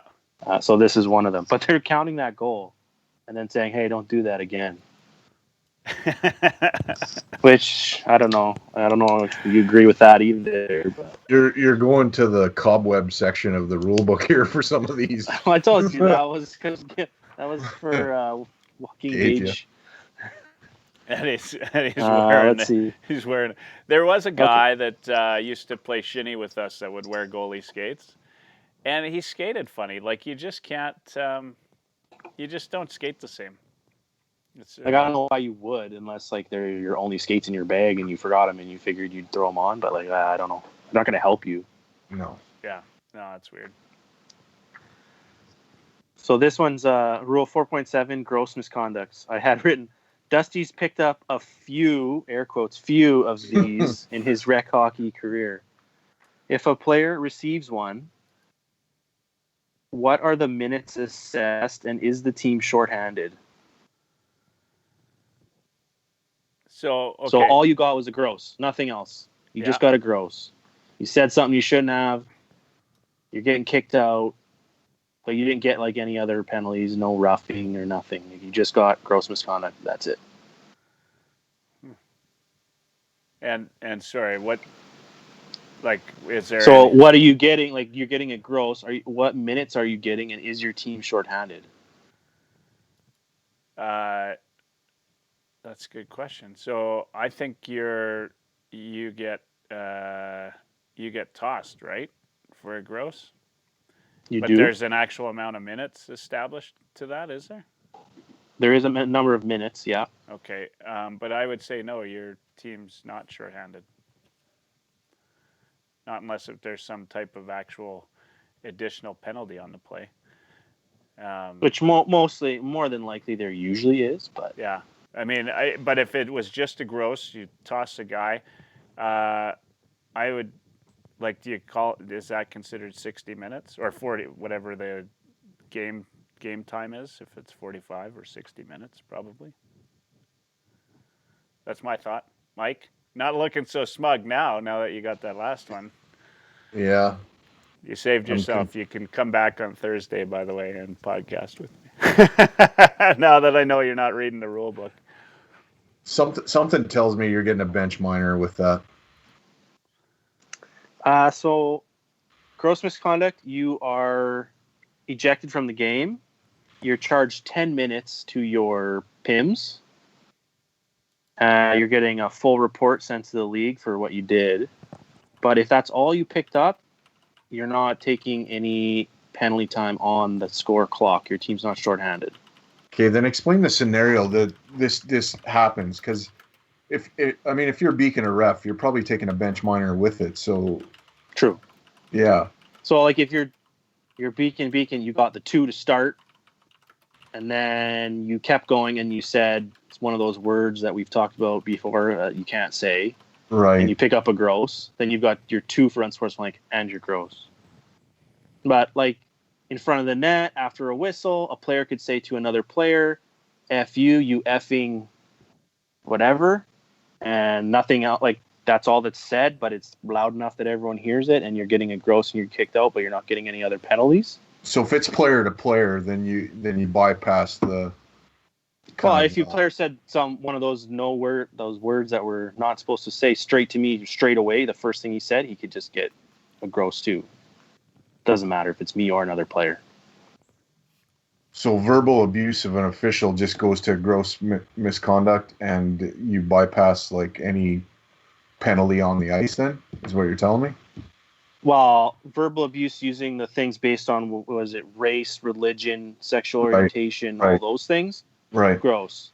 Verbal abuse of F you, you suck, you're a joke, fuck you, blah, blah, blah. That doesn't fall under gross. That falls under 2 or 10 or whatever.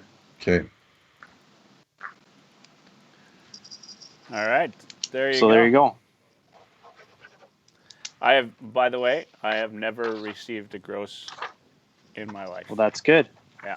Because for the most part, to pick up a gross, you have to say you can go to those things I just listed. So that's good you haven't. The other examples of grosses would be like, when you watch coaches throwing water bottles on the ice and sticks and taking off their jacket or trying to fight what was that one from the FHL? From the trying to fight League? the other team's players, the other coach, the fans, like whatever. Anybody like that would stuff. fight them, basically. That kind of stuff falls under gross misconduct. Slamming the gate and swearing and yelling, it doesn't really. There's other 10s. Gross was a pretty serious thing to assess. All right, so we kind of talked about this the first time we had you on, and I'm trying to remember what the answer was. If 2 players on the same team got into a fight, did we talk about that? Like, I had a story about that. Yeah. Like, and I didn't know what to do, so yeah. I don't know if that one's even covered in the book, honestly. You got to look that one up for next Monday. I can look through fighting and see if it's listed in any of the situations. We If it almost takes had too- it on one of If my it takes games. too long, you address the delay of game.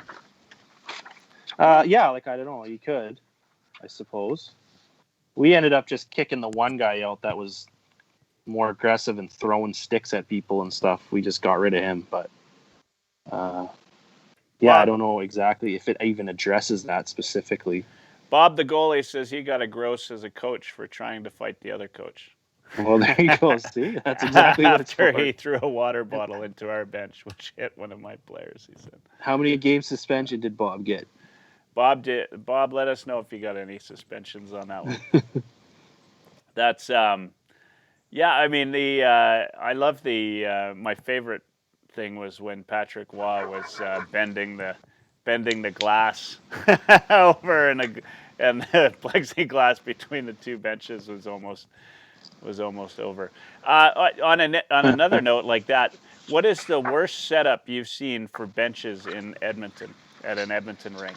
Oh, well, any of those old rinks where there's only one gate on and off the ice, Oh yeah, those are not designed very well. There's probably a slew of them in Edmonton or Calgary, usually older ones, where there's only one bench or one gate that goes to the dressing rooms down a skinny hallway to all the rooms or something like that. So as a referee, you have to be a little proactive in that. Like when I was doing games where they'd always go off for every flood, like we had 2 floods like a normal game. You'd usually, even before the game, just say like, "Hey, coach, like this team's going first. Hold your guys. We're gonna let everyone go from that team, especially." And if it got more of a heated game, for sure, you made sure to hold benches. So I think that's probably the worst. A funny one in Edmonton is that, well, definitely at Collingwood, dressing rooms are on the one side, and the benches are on the far side, and the time bench is in between them. yeah. But so the only way to get over there is to cross the ice. So players, coaches, everyone walks across. So when coaches if they get thrown out from that game, they get the good walk of shame across the ice on the slippery ice in their dress shoes, trying to not fall over and still yelling and doing whatever they're doing. So that one can be kind of funny. But the one with the one gate off for 2 teams down the same hallway to all the dressing rooms is probably not the best. The corral in Calgary for hockey is quite funny in that the penalty box is on one side. The benches are across from each other. Yeah, that's like Claire Drake here in Edmonton, where the Golden Bears play. Yeah. U of A. And the They have that penalty same- box is by one of the benches. Yeah, the penalty box is like kind of off to the side, half in one zone. Yeah. That's how Claire Drake is, anyway. Yeah, so maybe it's That like one's very time because the interesting. corral is where the Flames first started playing at the corral, and it's I played hockey. It's awful, like it's absolutely awful, and ice is awful now weird. too. But that's just a weird. I don't even know what they'd be thinking of to put it there. What's the? I don't know, because that's like not in any setup, like official rulebook setup of how a rink's supposed to look. Like I don't know where they. I like came some of up those with that. rinks where you come out the one gate and you're already offside. Yeah, there's Yeah, like inside ones the like that zone. too, where the far gate's in the zone already. Yeah. Yeah. So is what's the rule there? You probably have this at some point. When is it just the skate has to be off the ice to be on the bench? I believe so. You got to Okay. be fully off. If any of you is on, it's offside. Now it's not necessarily too many men, because we've seen that Yeah. in the NHL and even in Oilers games, I think this year, where it might have been a review, a goal got called back as somebody's on the Oilers, they had a skate on the ice, and they called it offside, but they didn't assess a penalty for too many men. Yeah. Yeah, actually, I remember that. I can't remember the exact game. By the way, just to respond, Bob got just one game. Oh, that's not bad. let's hope though that the game was worth it. And he did say he was trying to fight the other coach, so I don't know if he got got a good lick in there or not. But yeah, I mean, that's the. Are you a fan of fighting, Brett, or like in the NHL? I don't mind it. I don't need to see it every game to make me enjoy a hockey game. But like most people, when there's a fight on, everyone stands up to look and watch. Yeah, there's been some good. But like good over scraps. the years, some of them make me cringe. Like when the guys get like knocked out, I don't want to see that. I don't want to see guys fall and smash their head on the ice. So I mean, I guess I'm kind of a fan of it. The way that guys had to answer for themselves, kind of thing, or one thing I don't like is when every big hit there's a fight that comes after. Like, yeah, agreed. Even if it wasn't dirty, which there seems to always be, but agreed. Kind of amazing. I mean, you get hammered pretty hard in the NHL for that if they call it. Like, man, you get like 2, 5, and 10 or something for instigator shit, like stuff like that in the NHL. You get hammered pretty hard. Like that's like almost a period worth of time. So kind of amazing to me, how many fights there's been in the history of the NHL, and actually how few of guys have gotten seriously injured in those fights. Yeah, immediately serious injured, but like we don't know.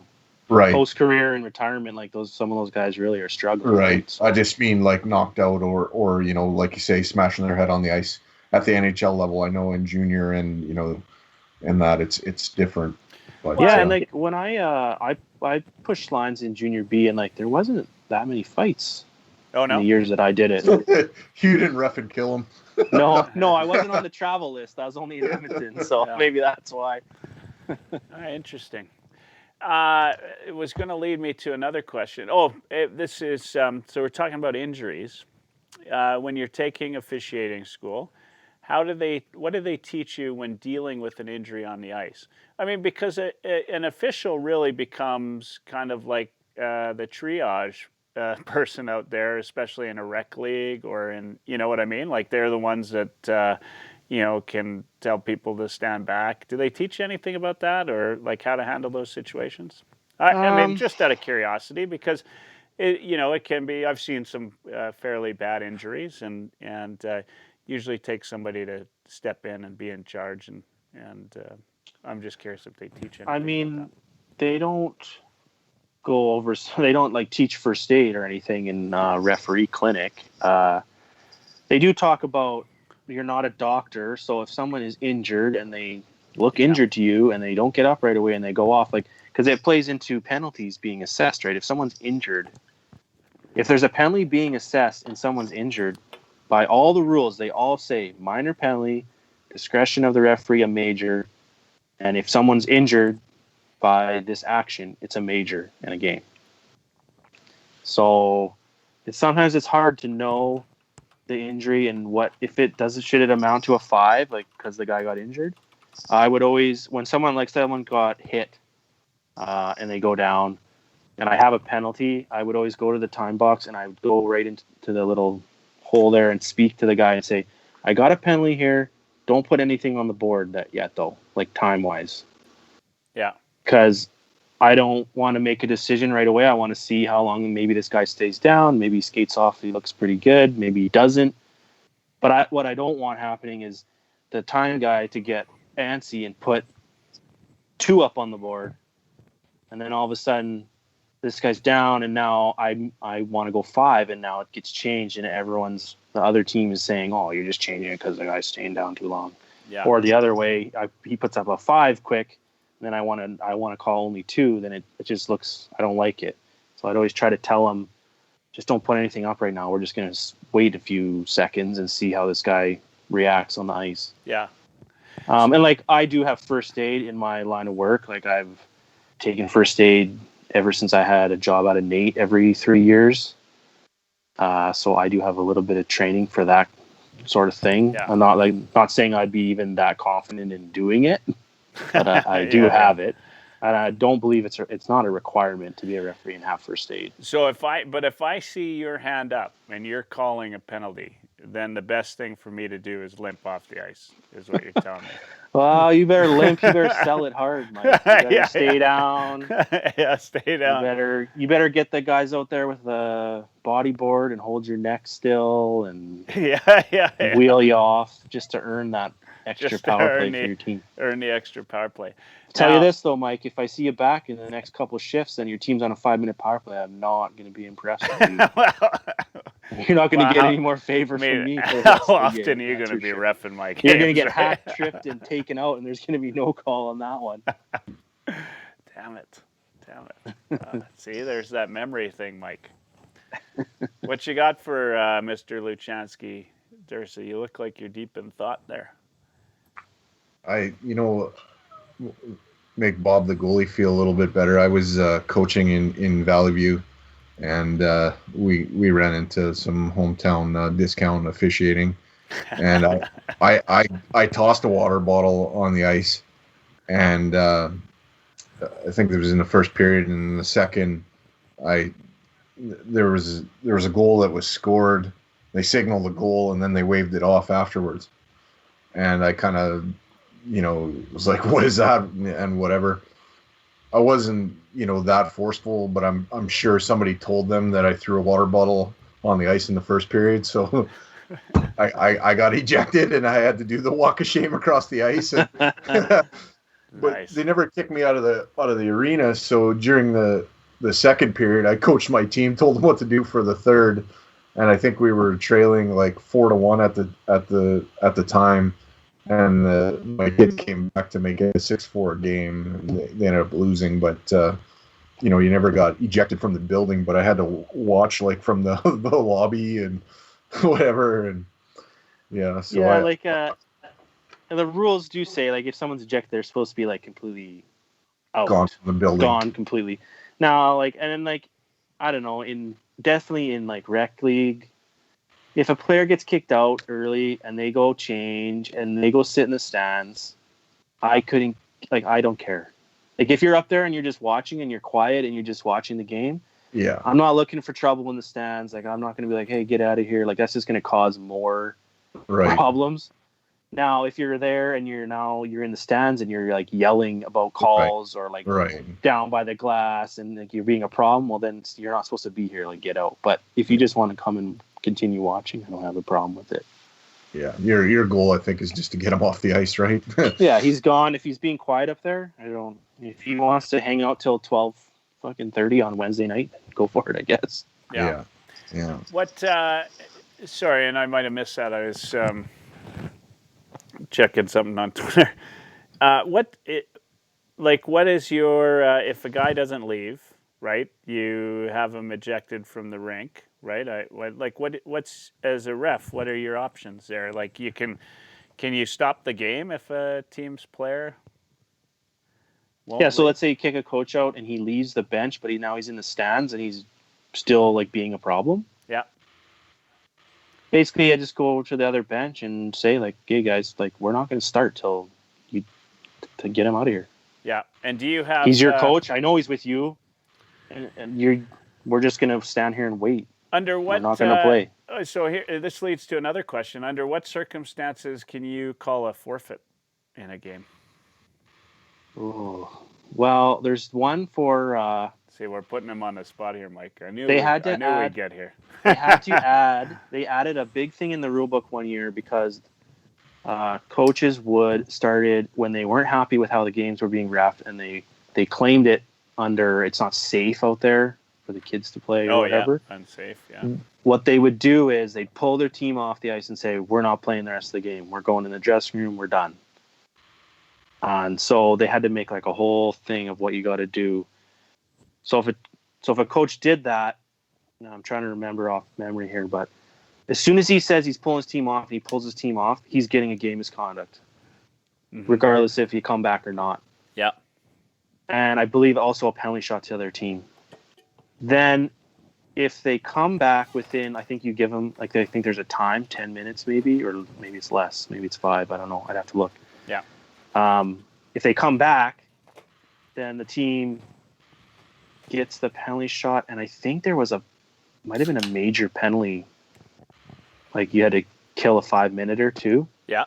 And your coach is kicked out regardless. And if they didn't come back, well, the game would be forfeited and full reports would be sent to leagues and stuff. They had to make the punishments very harsh because I guess it was happening way too often.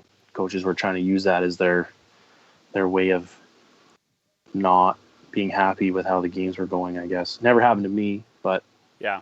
they obviously happened a lot because they made like a big – 1 year was in the rule book. This is new. We're going to go over it. We're going to like go over it a lot. So that'd be one forfeit. Okay.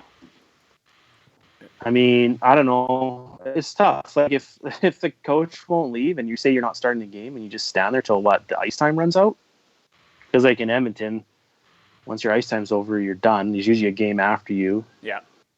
Or somebody coming on.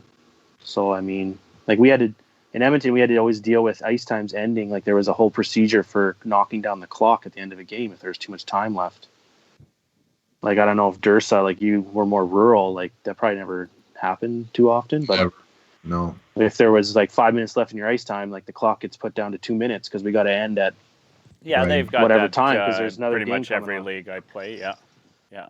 So yeah, I don't know. Like if the guy won't leave the rink, I mean, I guess I don't know what you go to then, and a team won't help you get rid of him or tell him to go, and he won't go. I guess then you ask for someone go get the rink attendant and try to get the rink attendant to coax him out. And if that won't happen, then I don't know. Like, do you have to call the friggin' police? Like that seems kind of ridiculous, but yeah. Junior B. I guess you know, there's only a few instances where a ref could call a game, probably, right? Like even in that, you're hesitant to say I'm calling the game. You're just going to stop the game. I'm going to stop the game and wait. And I guess if I wait out the whole ice time, then I guess that's what happens. Yeah, but is in actually calling the game is a whole different story, right? Like, you know, under what circumstances would a game be ended, I guess. What if is there anything in the rule book to say, like, if you don't have the requisite amount of players? Like, I mean, so that's to start the game. We did talk about that. Like if you get players kicked out and then you got penalties and then you get some coincidentals and you can't place the proper number of players on the ice, then the game is over. Yeah. That is another one. Yeah. Bob's got to log off. Thanks for tuning in, Bob. He says, might have to change the name to Damn the Ref. yeah. Well, we say it once or twice. So yeah. All good. So that would be one. I mean, I'm just curious, right? Like that to me seems like the kind of situation or scenario where, you know, you should be able to, after so long, like 5 or 10 minutes, if the guy doesn't leave, is the responsibility of the team. I mean, maybe some refs would. They'd say, okay, you got 10 minutes, put 10 minutes on the clock. And if it hits 0, I'm leaving. Yeah. I don't know if I would ever give that ultimatum. Like I'm there for my time. I'm there to ref a game from 8 to 10:30 or whatever the ice time was. Yeah. So, I mean, I guess I'll just wait them out. But, I mean, I think eventually if you're just standing there staring at them and everyone's kind of like, man, what are you doing? Like, just get out of here. And, like, everyone in the stands might be doing the same thing. Like, I think maybe finally we'll go. But be shamed into it maybe. Do you get some really idiotic games there in Edmonton? I mean, yeah, probably. Yeah. I've had some. Not like Grand Prairie style, Mike. No. The way you two talk, it's a lot worse to play in Edmonton and Calgary. I mean, like I say, in my years of beer league and whatever, the worst thing that I ever seen on the ice was that there was a face-off and out of nowhere, like nothing was happening in this game. Out of nowhere, the one guy just gives the other guy an uppercut, and like it made no sense to anybody. That's the worst thing I've seen in probably 9 years of beer league and rec league in Grand Prairie. You know what? I've seen a lot, but I also, you know, I mean, with the amount of hockey that I play, right? Like when you're playing, you know, 5-6 times a week, you're gonna run into a few assholes out there on the ice, and and it depends on, in my experience anyway, depends on like if you're playing in a lower div and you got a player that's really good, they tend to have a hotter head, because if you're playing in the higher divs, players are a lot more controlled with their stick. It's a completely different game, right? Like what you're getting when you're playing in the low div, right? Like you don't necessarily know, like you're almost scared when somebody's going into the corner with you, because you have no idea what they're going to do. They might not even be able to stop, right? And they'll lay you out with their arms flailing in the air, and it can get frustrating because you're used to playing with players that know how to play, and so I see a lot of that. I actually think though the lower divs, it gets worse than the upper divs. Like you get the odd guy, if guys go in the upper divs, they'll go, right? Like it's a little bit, I don't know. More respect though. Your thoughts, Brett?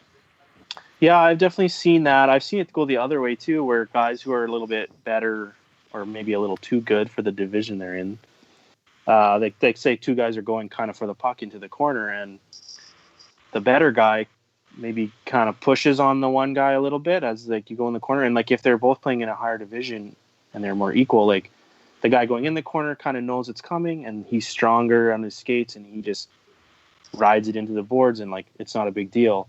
Whereas in the lower div, the better guy might give that little push or put his hands on the guy's lower back, and not by any means check him from behind or anything. Yeah. But just that little bit of force causes the guy who's not as strong to go down, and he goes down and it looks really bad.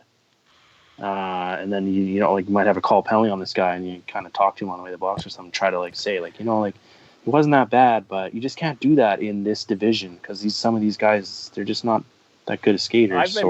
I've been called for that type of penalty like a dozen times at least, right? Like, or on the boards, like it always happens on the boards. You get a guy that's not a great skater, and you go to push the puck past him.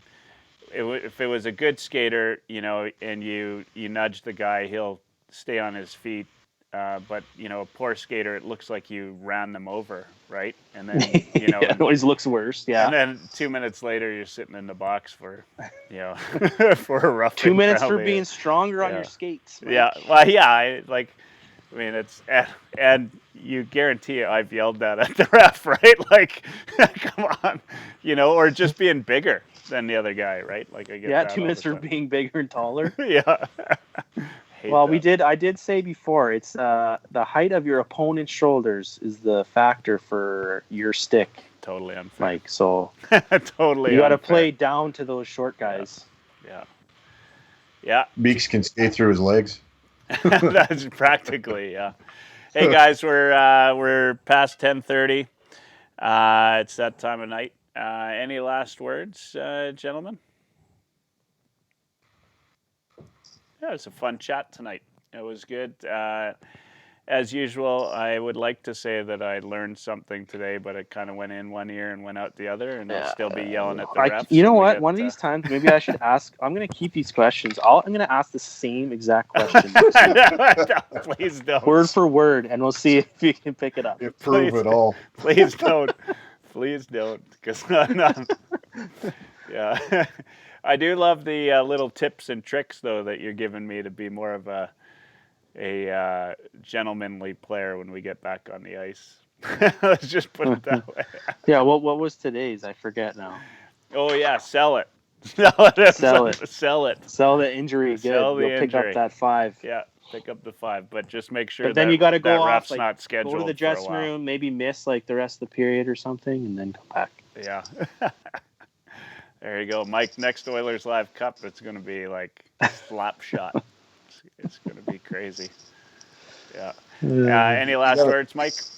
You got a pretty token hooking call in the Oilers Live Cup on me there. I didn't think it was that bad, but yeah. Well, so I missed that penalty shot on purpose.